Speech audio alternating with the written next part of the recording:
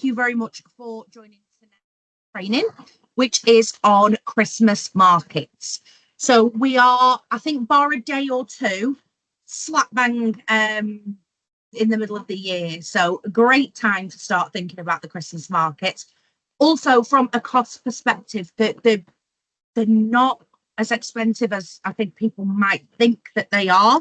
So they're really good for your socials with regards to getting you cheaper sort of costs out there. But obviously with the all singing, all dancing, shiny bells and whistles of being attached to a Christmas market. So really, really good time from a marketing perspective. Get it out there. People can still pay deposits at this time of the year. You could do it as market it as a Christmas gift. You know, husbands never know what to buy their wives or vice versa, you know, all that kind of thing. There's so many ways that you can market these kind of short breaks. And like I say, you've just got that extra sprinkling of glitter in the fact that they're attached to a Christmas market, and it looks lovely. It sounds great. It's got a perfect price tag with it. And yeah, absolutely great time to start putting it out there. So what I've done is I've just done a short presentation, just a little bit of an overview for you. And then this morning, so they are pretty, well, I say this morning, late morning, early afternoon. I've gone and got I think I got 3 or 4 prices for you as well, just so that people can see, get an idea, also see where I've got them from. But by all means, obviously, if you want to steal them, this training will go out onto the Travel Cafe and onto the Facebook. So yes, I'm going to get straight into it. Just give people a little bit of knowledge, an idea of destinations, etc., and hopefully we can start getting some bookings in for them. The other thing with Christmas markets is the amount of people that like to take friends and stuff. So it's a perfect opportunity for groups. It's a perfect opportunity for obviously any age range. But let's say somebody in their 30s, you can always ask them the question, you know, have you got friends that might like to go while it's still at this price? And before you know it, you're sort of stepping into group territory. Which obviously for yourselves and the commission side of things is absolutely fantastic.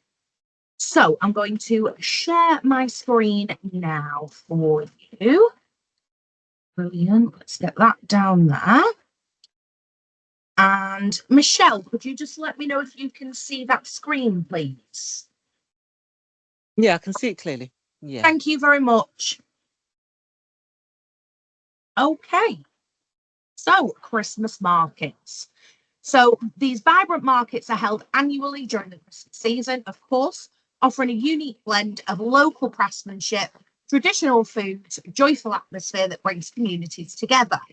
Visitors can immerse themselves in the holiday spirit while exploring diverse offerings from various regions, making each market a unique experience. Just very quickly, just where I've put held annually during the Christmas season. So most, what I found when I've looked today, getting prices together, most seem to be starting around the 26th, 27th of November, and obviously right the way through to the Christmas period, although you do tend to find that some will stretch into the first week of January. The only exception I found to that so far was Edinburgh, and that actually starts off the top of my head around the 12th of November, so really quite early. So top destinations. I've stuck to Europe.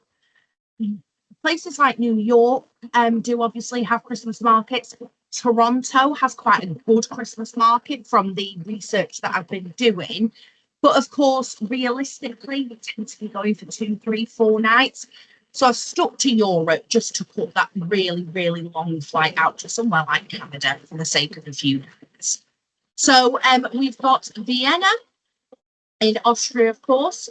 So they are famous for their lights, their traditional crafts, as well as the treats like the chestnuts and the mulled wine. And of course, you've got the historic backdrop of Vienna itself.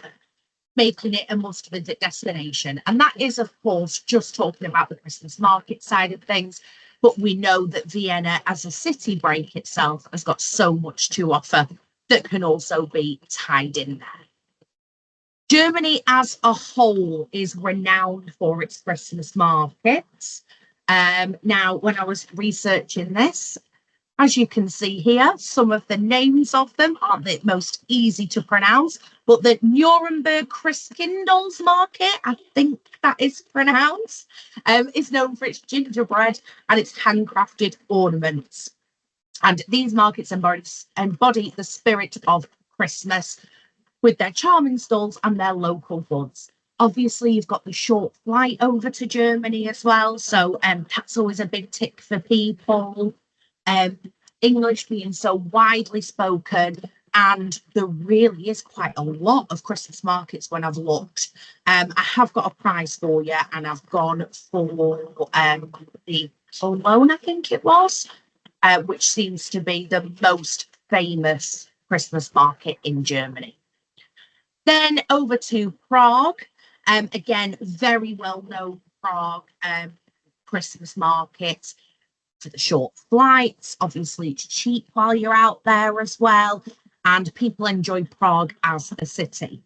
So the markets are set against the beautiful Old Town Square, which is Wenceslas Square. And they feature a mix of traditional Czech foods and unique handmade crafts. Stunning cityscape and vibrant atmosphere attract many visitors each year. So again, you've got the mix of the two. You've got the attraction of Prague itself with the added glitter and bells and whistles of the Christmas market. And the fact that it isn't in the euro and they've still got their own currency of the Czech crown just makes it that bit cheaper for your clients while you're there as well.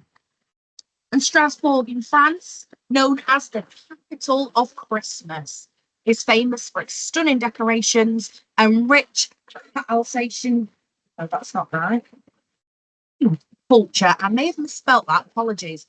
Visitors can enjoy local specialities such as bredel, I'm going for, which is just a Christmas cookie, and mulled wine in a fairy tale setting.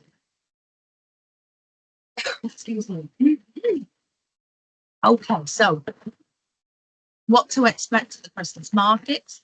So handmade crafts, they're a staple at a Christmas market, featuring unique items. Excuse me. And you will find a lot of which will have you may find if you were to go to France, Germany, and Austria, for example, you may find a lot of the same but different. Hope that makes sense. Their own take on things, their own craftsmanship. For example, the way one person knits in comparison to another person, everyone's kind of got their own spin on things. And that seems to be the case when it comes to like the handmade crafty side of it. The traditional foods, gingerbreads, and sausages, and chestnuts are very commonly found. To me, just the smell of Christmas. When you smell Christmas, you smell the gingerbread and you do smell the chestnuts and the mulled wine and that kind of thing. And that's exactly what they are known for. The festive decorations, they do go all out with the lights and everything's very twinkly and very, very shiny. And as I put there, a magical ambience throughout that enhances the holiday spirit. Warm beverages, of course, we've got the mulled wine, the hot cocoa, hot chocolate with cream and marshmallows on top. That's the kind of thing I'd go for, which is obviously perfect for the winter weather whilst exploring the market. And then you've got your artisanal gifts, which range from handmade soaps, unique jewellery pieces, a lot of handmade jewellery, which people really do love. And whether that's the person that's going to the market or like buying a gift for somebody, I feel like those kind of, some people will be like, please don't buy me soaps for Christmas. One of those things where everybody gets a links box for Christmas every single year. But stuff like this from these kind of places is completely different. And they are really, really unique, and they are perfect souvenirs to people. And then obviously, when it comes down to the atmosphere and the experience, so Christmas markets are known to have that magical, festive feeling, draws visitors in with the lights, the decorations, the aroma, and obviously the fact that you're still going away on a city break for a few nights or whatever it might be. So it does enhance the overall experience, and it therefore makes it a favourite for both tourists and locals. And with regards to an experience perspective, obviously they serve as a hub of local culture, and people being able to showcase their crafts, being able to serve their foods, their gifts, and the communal spirit. You know, you can see it, you can feel it while you're walking around, the socializing side of things, the the festive spirit. And over here, I think we're very, very quick to be, oh no, it doesn't feel like Christmas, does it? Oh God, I can't wait for it to be over. When you go to these kind of places, it's just the complete opposite. And it does sort of bring it to life. Like maybe my 3-year-old, for example, Christmas is everything to her. She's very much understanding what it is now. And it's almost like a little playground like that for adults when it comes to a Christmas market. So your timing of Christmas markets, as I was saying earlier, so late November through to obviously your Christmas time. You've got a couple of exceptions. As I said, Edinburgh certainly was around the 12th that that's starting this year. But realistically, that last kind of weekend of November, the 26th, 27th, is really when most of them seem to begin. And you will find that throughout that time, there'll be different types of entertainment on. Obviously, the stalls and things like that, they remain the same, but you will see different events, different entertainments on throughout the season as well. And I've put up until just prior to Christmas there. But as I say, you will, or you may find that some of them do fall into the first week of January. So if you've got anybody that wants to do Christmas and get away, and then get away straight away, you can still offer a Christmas market. Go and spend your Christmas money or whatever it might be. So that is your timeline just there. And then what I've done is I've slightly contradicted myself. So I've just popped down a popular hotel for a couple of the areas. But you'll see that when I say I've contradicted myself, when I've done the offers, I purposely haven't used these because I wanted to give people a bit of a different option. So the Sasha Hotel in Vienna, it is quite a luxury accommodation. It's certainly higher up in the star ratings, but it's also very, very close to the market itself, which will obviously be a big thing if you are marketing a Christmas market break. You then don't really, some people will not care. They'll be happy to pay a much cheaper price and travel into where the market is. But obviously, for your socials and things like that, you don't really want to be putting an offer out for a Christmas market and then the hotel being half out. And then the Hilton Strasbourg, obviously, we all know a Hilton, definitely a good 4-star property, modern, got all the amenities that everybody needs. And again, it's close for the Christmas markets themselves. The Radisson Blu in Frankfurt, again, I'd say a higher end 4-star, probably not quite in the 5s, but it's a fantastic location as well. Frankfurt, just for anybody who does fancy putting something out on Frankfurt, isn't necessarily the cheapest area to get to. But as I said, Germany's really known for its Christmas markets. And as it says there, one of Germany's largest is in Frankfurt.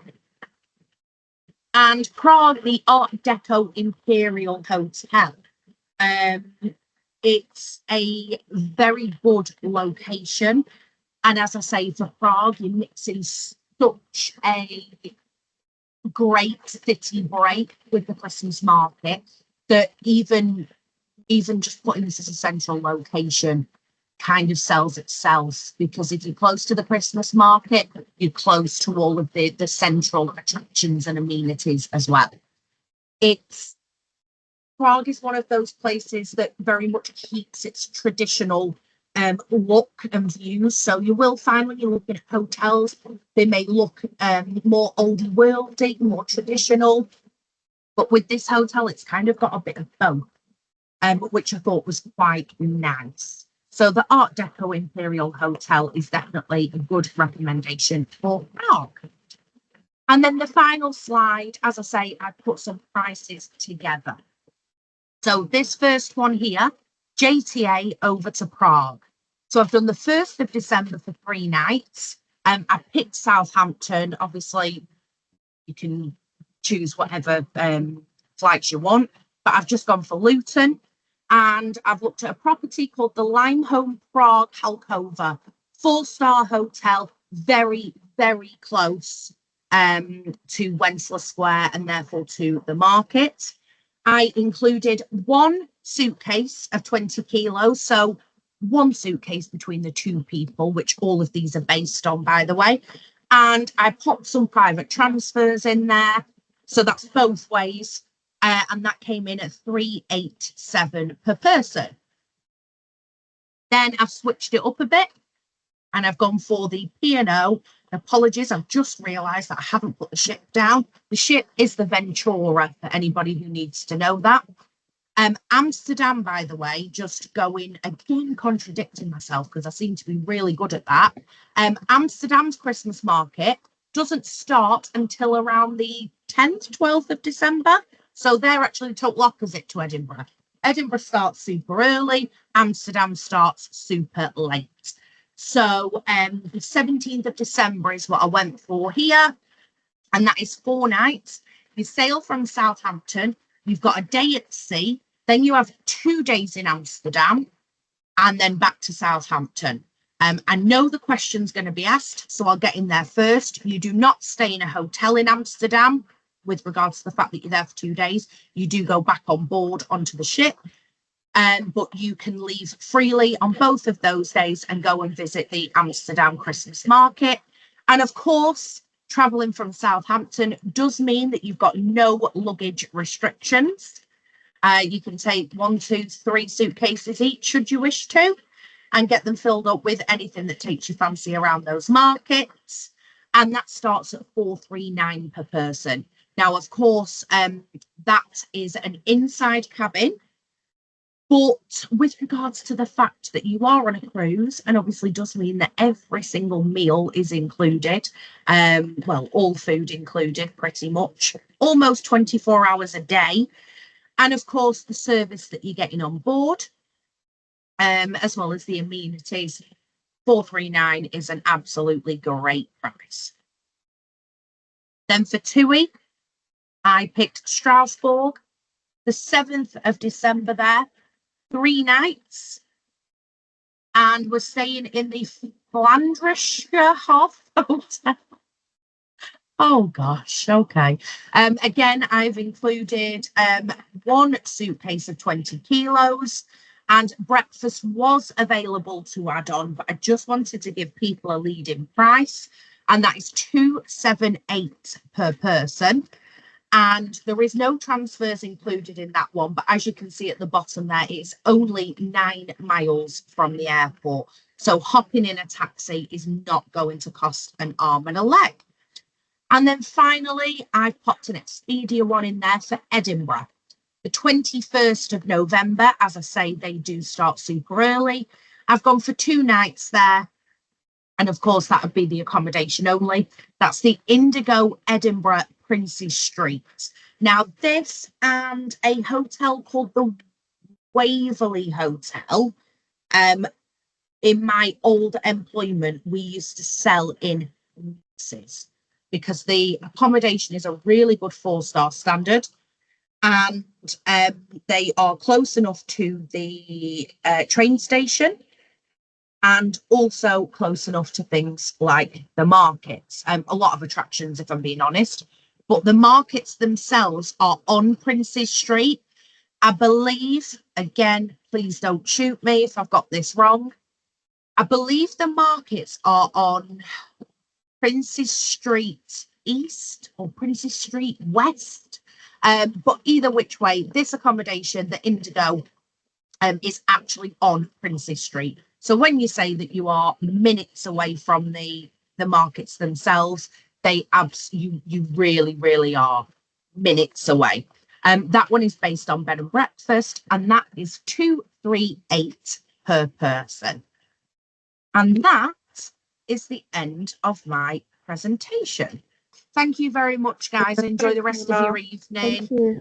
Thank you Thank very you. much. See you later. Take care, guys. Bye. Bye.